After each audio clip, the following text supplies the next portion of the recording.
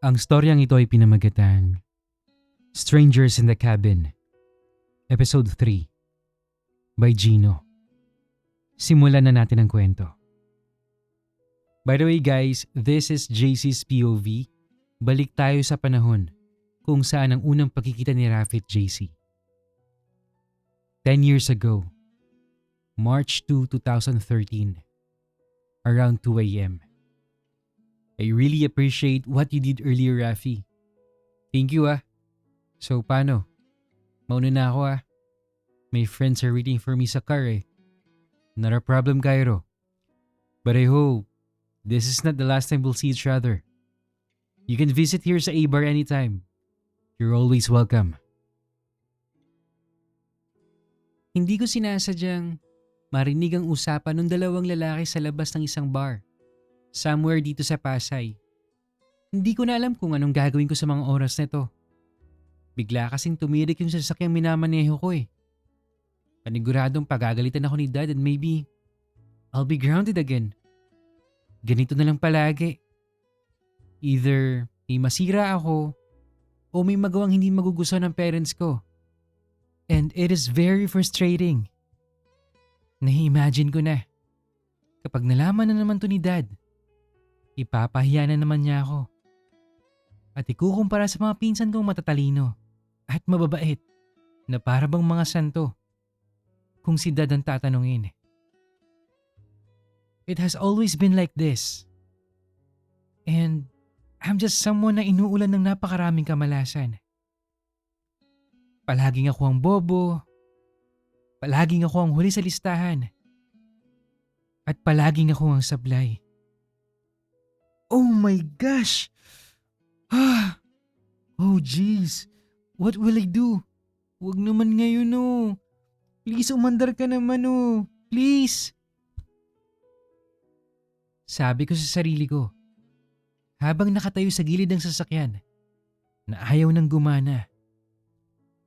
Naka-formal wear ako sa mga panahong ito dahil kagagaling ko lang sa prom. Pinahiram ni Dad sa akin ang isa sa mga sasakyan niya para daw magmukha akong tao sa paningin ng mga kaklase ko. At para daw hindi ako nakakahiyang tingnan. Ganun siya palagi. Gusto niyang magmukha kaming mayaman all the time. Kahit na may pera naman yung family namin. Dad is a very proud person. At dahil hindi ako matalino o sing talented ng mga cousins ko, palaging tampulan ako ng tukso ng sarili kong ama. Lord, kahit ito lang oh. Just this once. Alam kong hindi tayo close. But if you are real, please, send me an angel because I badly needed it right now. Please, Lord. Dagdag ko pa.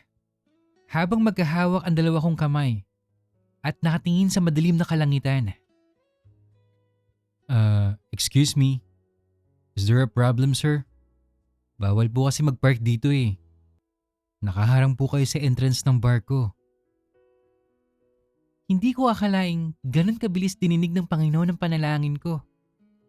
Wala pang isang minuto, pinadalhan niya na ako ng isang anghel na siyang tutulong na malutas ang napakalaking kong problema. Thank you, Lord! Sir, ikaw na ba yung anghel na ipinadala ni Lord para sa akin? Excited kong tanong sa kanya. Oh no. I'm definitely not an angel but my name is Rafi Arcangel. Why? What happened? Can I help? Ayaw na kasi umandar nitong sasakyan eh. I don't know what to do. I haven't told my parents yet. My dad will surely be furious. I see. Can I check it? Huwag ka mag-alala. May idea ko how to fix your car. And don't worry. Everything's gonna be okay. Hindi ka pagagalitan ng dad mo. I promise. Sa kung anong dahilan, hinayaan ko siyang ayusin ang sasakyang dala ko. At sa kung anong dahilan ay, pinagkatiwalaan ko siya sa pinangako niyang magiging okay ang lahat. Ang unang ginawa niya, pinatay niya yung engine ng sasakyan. At kasunod nun, Binuksan yung hood para makawala yung usok na nakukulong sa loob. Pagkatapos, sinabi niyang hayaan na daw muna naming lumamig yung sasakyan bago pa andarin ulit. There, let's just wait for a while until it cools down. Later, if ayaw pa rin umandar, we'll call someone to help, okay? Huwag kang mag-alala. Safe yung car mo dito sa poder ko. Thank you sir. James Christian Rivera nga po pala ang pangalan ko. Nice meeting you Sir Rafi and salamat po sa assistance. Matapos ko makipagkamay sa kanya, inimbitahan ko ang sarili kong pumasok sa loob ng bar na mariin naman niyang tinanggihan dahil sa minor de edad pa ako noon. Sorry James 16 ka pa lang eh. I can't let you go inside. But don't worry. Sasamahan na lang kita dito sa labas. Wait. Kukuhanan muna kita ng mainom. Soft drinks or juice. Kahit tubig na lang po Sir Rafi, okay na ako dun. Makalipas ang ilang sandali. O ito James, tubig. Inumin mo na. Thank you Sir Rafi By the way James, 16 ka pa lang right? May dala ka bang student driver's permit? Tsaka, anong oras na Masyado nang late na sa kalsada ka pa. Tsaka bakit ganyan suot mo? Para kang ikakasal. Nailuwa ko yung tubig na nilagok ko at napatawa sa sunod-sunod na mga tanong ni Sir Rafi sa akin. Oo nga naman, para akong groom na ikakasal eh. Grabe, hindi ako ikakasal. Umattend kasi ako ng prom. At oo, may student driver's permit akong dala. Good. Buti naman kung ganon. Tawagan mo na kaya muna yung parents mo. Panigurado nag-aalala na yung mga yun eh. Hindi na kailangan. I'm sure, hindi nila ako hanapin. Sanay na silang late ako umuwi minsan eh. Medyo madaldal si Rafi. Sa ilang oras kami nakatambay sa labas ng bar niya. Habang nakasandal sa sasakyan, madami kaming napag-usapan. Hindi lang ang sasakyan ang inayos niya. Tinulungan niya din akong mawala ang takot at kaba kong nararamdaman. Gumaan ang loob ko ng dahil sa kanya. Dahil mapagbiro siya at masaya siyang kausap. Saglit lang kami nagkasama pero parang naging matalik ko na siyang kaibigan. Nabanggit din niya sa akin na simple lang daw ang pangarap niya sa buhay. Ang makapunta sa Chocolate Hills, ang magkaroon ng sariling restaurant bahalang araw. At ang matanggap siya ng buo ng kuya niya na medyo strikto sa kanya. Hindi na ako nag-usisa sa iba pang mga sinabi niya. Pero sa lahat, mukhang yung Chocolate Hills ang pinakaposibleng makamit niya na pwede akong makasama.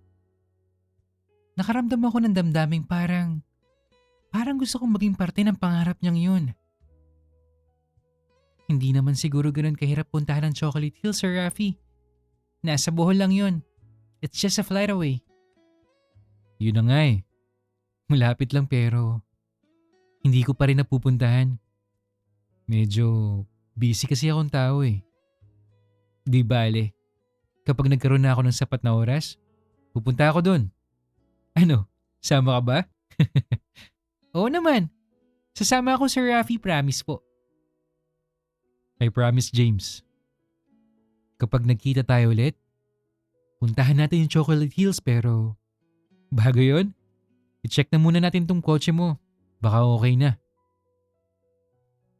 At gaya nga nung pinangako niya sa akin kanina, muling umandar yung sasakyan. Tuwang-tuwa ako sa obra. Hindi lang dahil sa gumana to pero dahil nagkatotoo yung pangako niya. Para akong iiyak sa saya. Hindi siya kagaya ng mama at dad kong laging napapako ang mga pangako. Tama ang desisyon kong pagkatiwalaan siya. Isa sa 3 niyang promises sa akin, natupad na. At sigurado akong matutupad din yung pangalawa na hindi ako pagagalitan ni dad. Kapag nagkatotoo yon, isa na lang yung matitira. Ang makapunta kaming dalawa sa Chocolate Hills. Sa kasamaang palad, Hindi na niya ako pinababa sa sasakyan at pinauwi na ako kagad. Hindi ko man lang nakuha yung cellphone number niya pero di bale. Nandito lang naman daw siya sa bar niya, gabi-gabi. At pwede ko raw siyang puntahan kahit anong araw. Nang makauwi ako pasado 4:00 ng umaga, wala akong nadatnan sa bahay. Tulog pa si Dad. Si Mom naman, wala dito ngayon, naka-out of town siya dahil sa trabaho niya. Kasama yung kapatid ko. Hindi ako nakatulog dahil hindi pa rin ako makapaniwalang may mga pangako pala natutupad. Hindi mawala-wala sa isipan ko si Rafi. Ninanais ko mapalapit sa kanya at makakilala pa siya ng husto. Pagsikat ng araw, naabutan ako ni Dad sa may sala nang magising siya. Inantay ko muna siyang makahigop ng kape bago ako sabihin sa kanya yung nangyari sa akin kagabi. Dad, yung kotse po, tumirik kagabi nung papauwi na sana ako eh. But someone help me. We were able to fix it kaya umandar siya ulit. That's great to hear. I was actually expecting na mangyayari one of these days to eh. Hindi ko pa napapacheck yung sasakyan dahil luma na. Nevertheless, I'm glad that you were able to find a way. Keep doing that, JC. Hindi yung lagi ka na lang umasa sa amin ng mom mo. You're old enough to solve your own problems. Just look at your cousins. They're all successful at a very young age. And I hope you'll follow their lead. Yes, Dad. Thank you po. I'll keep that in mind. Inabot ng 2 buwan bago ako nakabalik sa bar na pagmamayari ni Rafi. Gusto ko sanang ibalita sa kanya na hindi ako pinagalitan ni Dad gaya ng pangako niya sa akin noon. At gusto ko sanang tanungin siya kung kailan kami pupunta sa Chocolate Hills. Pero wala siya doon. Iba na daw may-ari ng A-bar. Sinubukan kong kausapin yung bagong may-ari pero hindi ako pinapasok ng guard dahil minor de edad pa ako. Hindi ko alam kung saan at sa kung paanong paraan ko hahanapin si Rafi. At hindi ko alam kung saan ako magsisimula. Sinubukan kong hanapin siya sa directory ng telepono. Pero wala akong makita may apelyidong Archangel doon eh. Sinubukan ko ding hanapin sa social media. Pero wala din. Hanggang sa lumipas ang ilang taon, hindi na muling nag-cruise ang mga landas namin ni Rafi. Pero hindi ko siya kinalimutan. Bit-bit ko sa puso ko ang pag-asang balang araw. Magkikita kaming muli at matutupad ang huling ipinangako niya sa akin. Sa nakalipas ng mga taon, mas lalo akong pinanghinaan ng loob. Dahil ito sa halos araw-araw na panunumbot ng daddy ko sa akin. Mula na makapagtapos ako ng kolehiyo. Nahirapan kasi ako makahanap ng trabaho. Sa kadahilan ng hindi ako magaling. Sinubukan ko naman ang lahat sa abot ng aking makakaya pero palagi akong hindi natatanggap sa initial interview pa lang. Kung makapasa man sa interview, hindi rin ako nagtatagal. Kesyo palagi akong absent o kaya hindi nare-regular. Oo, aaminin ko. Hindi ako matalino. Pero hindi naman ako ganun kabobo. At hindi ko deserve ang hindi makatanggap ng kahit konting suporta mula sa sarili kong pamilya. Dahil dito, naging isa akong shut-in. Yung palagi nagkukulong, lumalabas lang upang kumain. Tapos babalik muli sa kwarto. Hanggang sa matapos ang araw. It started with just a few days. Until it became weeks, months, at hanggang sa umabot ako sa punto na ayoko na mabuhay.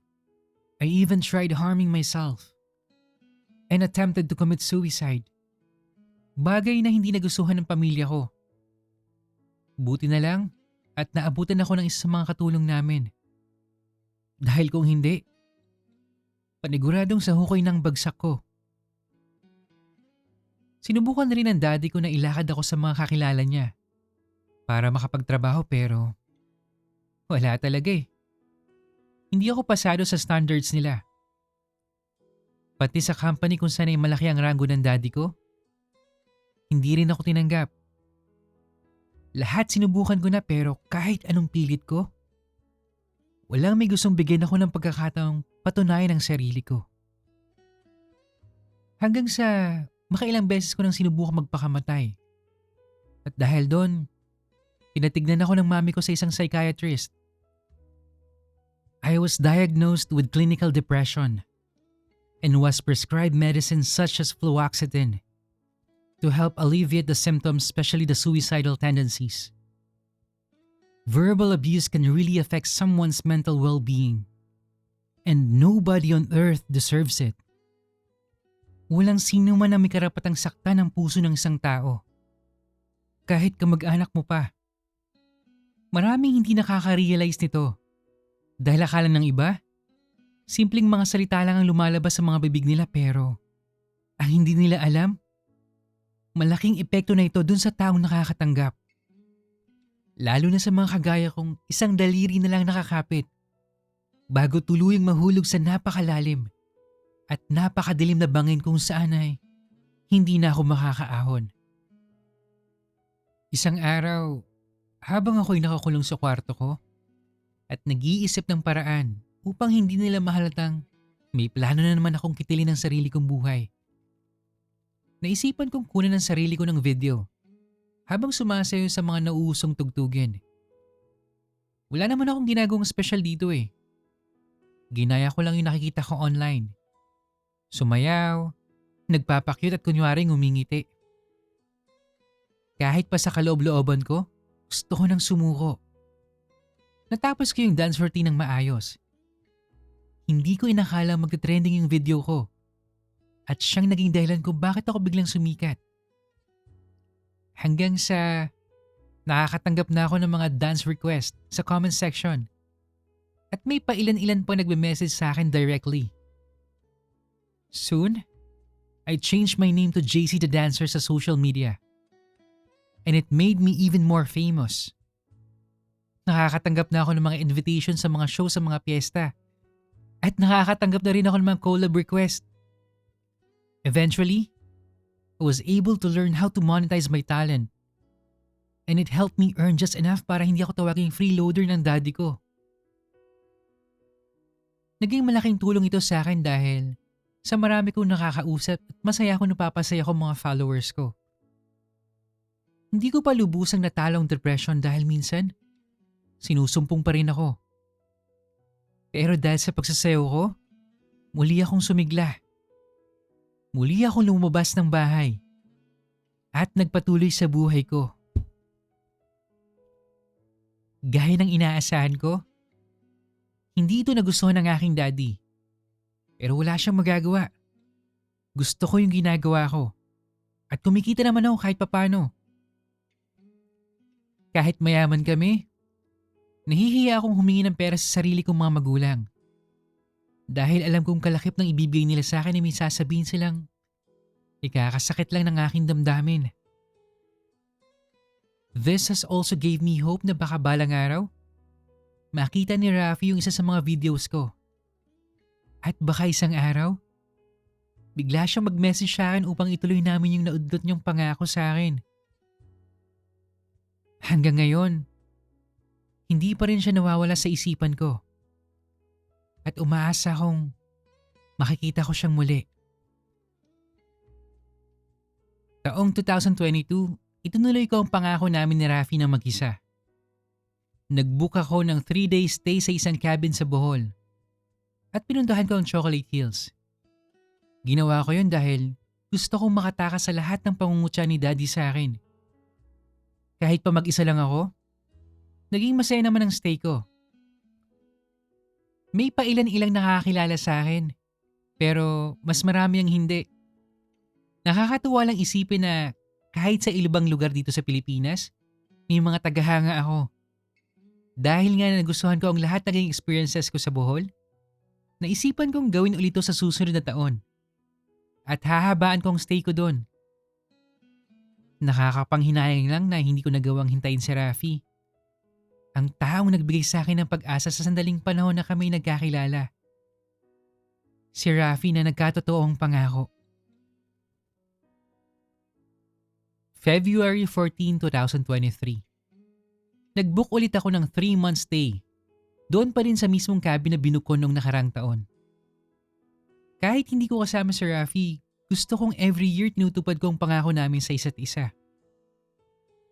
Hanggang ngayon, hindi pa rin gusto ni Dad ang pagsayaw-sayaw ko online at mga lakad ko sa tuwing may show ako.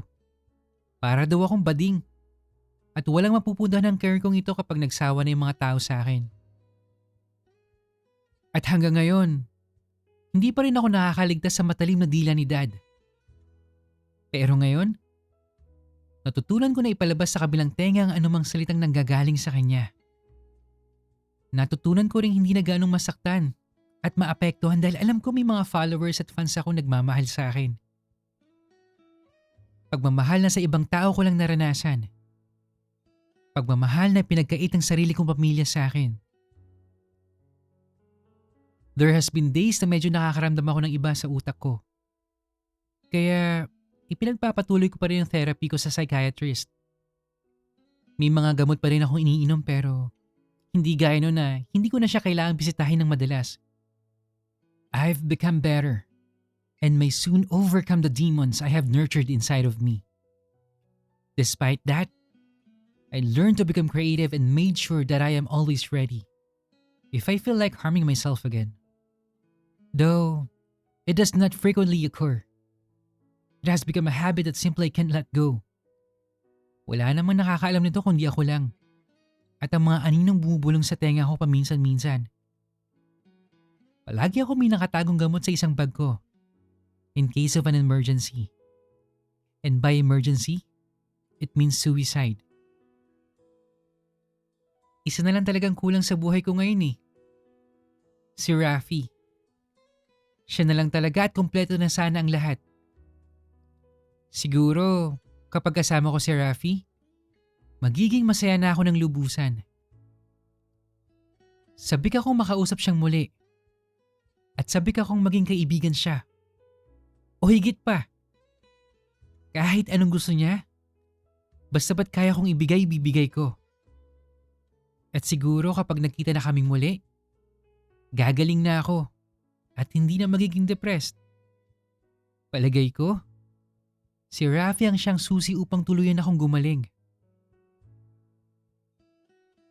Nang dumating na ang araw na makarating ako sa Bohol, sa pangalawang pagkakataon, hindi ko inaasahang makikita ko muli si Rafi. Ibang klase din talaga tumaming ang tadhana, no? Sobrang saya ko. At nakita ko muli si Rafi. Nakita kong muli ang taong makapagpagaling ng sakit ko. At nakita kong muli ang taong kukumpleto sa buhay ko. Nasa reception area ko that time. Dahil una akong dumating kaysa sa kanya ng ilang minuto.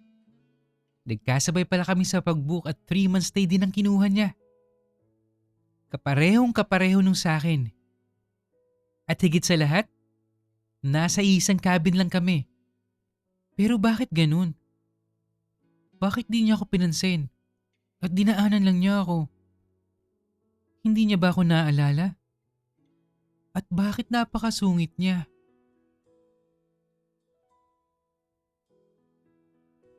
Balik tayo sa kasalukuyan kung saan narinig ni JC na kausap ni Rafi yung kuya niya. Nung malaman ko na ikakasal na pala siya, may mga umusbong na damdamin sa kalooban kong kailangan kong matutunang lumaban at protektahan ang dapat ay sa akin. Kaya kong talikuran ang lahat para sa kanya. Kung kinakailangan gumawa ko ng hindi maganda, gagawin ko para kay Rafi. Hindi ko kilala si Marian, ang babaeng papakasalan niya. Ang babaeng pilit na inagaw si Rafi sa akin. Wala akong planong kilalanin siya. Itinuring ko siyang kontrabida sa love story namin. Sa tuwing napuputol ang pag-uusap namin ni Rafi, dahil palagi siyang minimessage o di kaya tinatawagan ni Marian, naiinis ako. Bakit ba kasi binibigyan ni Rafi ng atensyon yan? Alam kong hindi siyang tunay na makapagpapasaya kay Rafi. Dahil nararamdaman ko kung gaano nagustuhan ni Rafi ang nangyari sa amin. Nagagalit ako sa tuwing ngumingiti si Rafi kapag nag-uusap sila ni Marian sa phone. At alam kong pinepeki lang ni Rafi ang mga ngiti niyang yun. Dahil nakita ko mismo na masaya si Rafi sa piling ko. Sino ba kasi siya? At bakit niya kami ginugulo? Ano bang naging ambag niya sa buhay ni Rafi? Nagtanim ako ng puot para kay Marian. Kahit hindi ko pa siya nakikita sa tunay na buhay. Nakakaistorbo siya sa pagmamahalan namin ni Rafi. At isa siya sa mga dahilan kung bakit malungkot at gusto mapag-isa ni Rafi ngayon. Siya, pati na ang kuya ni Rafi na si Mikel. Buti na lang talaga at nandito ko para damayan si Rafi. Kaya naman naiibsan ang kanyang lungkot kahit papano. Walang ibang tao sa mundo ang piniling samahan si Rafi. Sa laban niya sa buhay kundi ako lang. Ako lang ang may pakialam sa tunay niyang nararamdaman. At ako lang ang tunay na nagmamahal sa kanya. Sino ba kasi ang pwedeng tumulong kay Rafi maliban sa akin? Tinulungan niya ako noon. Kaya naman responsibilidad kong tulungan siya ngayon. Wala nang iba pang pwedeng magmay-ari sa kanya. At wala nang iba pang pwedeng manakit sa kanya. Hindi ko sila hahayaan. Dahil sa gerang kinalalagyan namin ngayon, ako ang kanilang makakalaban. On our 6th day here at the cabin, I heard Rafi talking to his older brother on the phone. This was after we had breakfast on a very beautiful meaning Tuesday morning. At nakita ko ang takot sa mukha ni Rafi habang kinakausap ang kuya niya. Namumutla siya, balisa, at animoy hindi alam kung ano ang isasagot sa sarili niyang kapatid. Ganun ba talaga kalaki ang takot niya sa kuya niya? Na kahit sa tawag lang nagkakaganon siya? At ganun ba talaga kalaki ang galit ng kuya niya sa kanya? Kaya ganito ang epekto ng boses niya kay Rafi? Alam na alam ko ang pakiramdam dahil ganun ang naging karanasan ko sa aking daddy. May mga salita talagang sadyang napapanakit. At ayokong mangyari din kay Rafi yung mga nangyari sa akin. Dahil baka hindi niya kayanin. Ako ang magsisilbing lakas ni Rafi laban sa nangaapi sa kanya. At ipaparamdam ko sa kanyang karamay niya ako sa anumang pwedeng mangyari. Day 6 March 21, 2023 around 7 a.m. Good morning Kuya Miguel, napatawag po kayo. Rafi, ano tong nakikita ko sa Facebook mo, ha? Ano? Mag-aartista ka na ngayon, ha? Bading ka ba, Rafi? Sino tong lalaking palagi nagpipicture nagbi-video sa'yo, ha? Kasama mo ba tong hayop na to ngayon? Naku, Rafi, sinasabi ko sa'yo. Kapag ikaw hindi tumuloy sa kasal niyo ni Marian, magsosolian na tayo ng kandila. Hindi na kita ituturing na kapatid. Umuwi ka na kung ayaw mo ako mismong pumunta dyan. No kuya, that was nothing. Hindi ko siya kilala. Nakasama ko lang siya sa mga activities ko dito sa Bohol. Don't worry, tuloy po yung kasal. Nag-usap na kami ni Yan. You don't need to go here. That's not necessary. I'll be back soon, I promise. Siguraduhin mo lang, Rafi, dahil kung hindi, malilintikan ka talaga sa akin eh. Huwag mo nang tapusin yung 3-month stay mo dyan, ha? Sakto na siguro isang buong bakasyon. Umuwi ka after 1 month. Am I making myself clear? Yes kuya. Yes, of course. Please sir, clear po.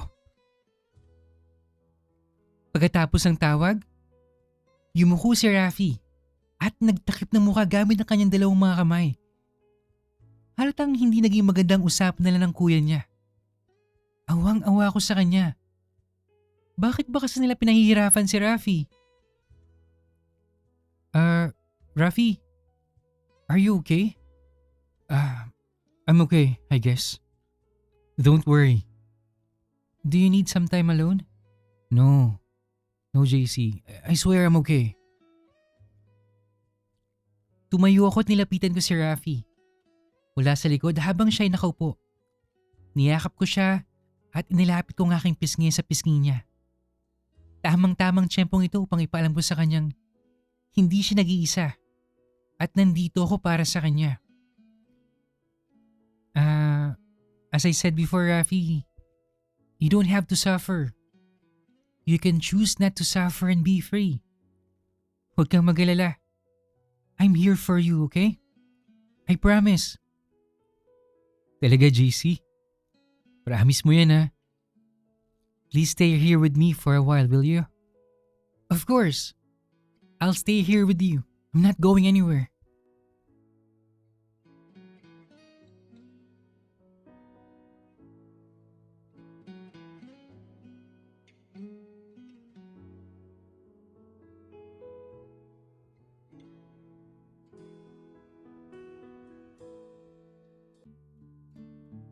Alright! So, happy Thursday morning everyone! Guys, kamusta kayo? Sana nasa mabuti kayong kalagayan at handa na para sa panibagong kwentuhan natin ngayong araw, no? Minsan, sa simpleng tanong na, kamusta ka? May mga kwentong puno ng sakit at laban na hindi nakikita kagad ng iba eh. At yan yung mas nasaksihan natin sa episode 3 na to. Mas nakita natin yung bigat na pinagdadaanan ni na JC at Rafi. Si JC, matagal nang nakikipaglaban sa depression. Isang laban na hindi basta-basta nakikita ng ibang tao. Sa likod ng kanyang mga ngiti at kasikatan, dala-dala pa rin niya yung mga sugat na iniwan ng mga masasakit na salita at kawalan ng suporta mula sa kanyang pamilya. Samantala, si Rafi naman, tila ba nabubuhay para sa kagustuhan ng ibang tao. Kitang-kita yung takot niya sa kanyang kuya. At parang nawalan na siya ng kalayaan na piliin kung ano talagang gusto niya para sa sarili niyang buhay. Kung totoo mang hindi siya masaya sa kasal nila ni Marian, nakakalungkot isipin na may mga taong napipilitang isuko yung sarili nilang freedom para lang mapanatili yung kapayapaan sa pamilya, di ba? Tama yung sinabi ni JC eh. You don't have to suffer. You can choose not to suffer and be free. Diba? Kung may isang bagay na parehas sila, siguro yun yung katotohanang pareho silang nasasaktan dahil sa mga taong dapat sana'y nagbibigay sa kanila ng pagmamahal at suporta. Bakit kaya ganun ano? Kung sino pa yung family mo, sila pa yung may kakayahang magdulot ng pinakamalalim na sugat sa puso mo. Maybe because sila yung mga taong pinakamalapit sa atin.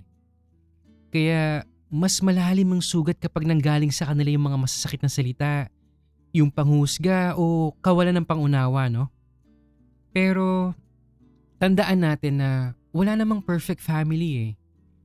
Minsan yung pagmamahal nila, hindi nila napapakita sa tamang paraan eh. At minsan naman, may mga sugat din silang dala na naipapasa nila sa iba nang hindi nila namamalayan. Kaya kung may pinagdadaanan man kayong katulad ni na JC at Rafi, sana wag niyong kalimutang may mga taong handang umunawa at makinig sa inyo.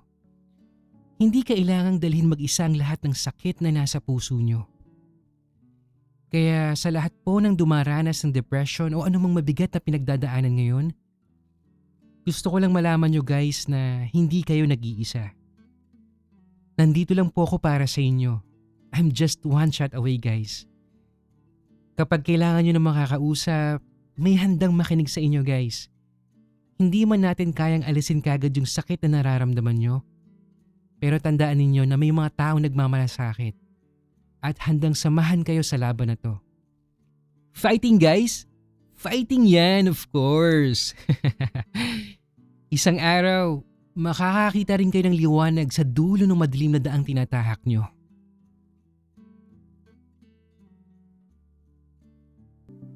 If you enjoy our story, don't forget to hit like, comment, subscribe, and hit the notification bell para updated ka sa mga news stories natin. And of course guys, please continue sending your stories sa mendamanstories@gmail.com. Malay mo next time, kwento mo naman ang mabigyan ng buhay dito. Yun lamang po at maraming salamat sa patuloy na pakikinig. Hanggang sa muli.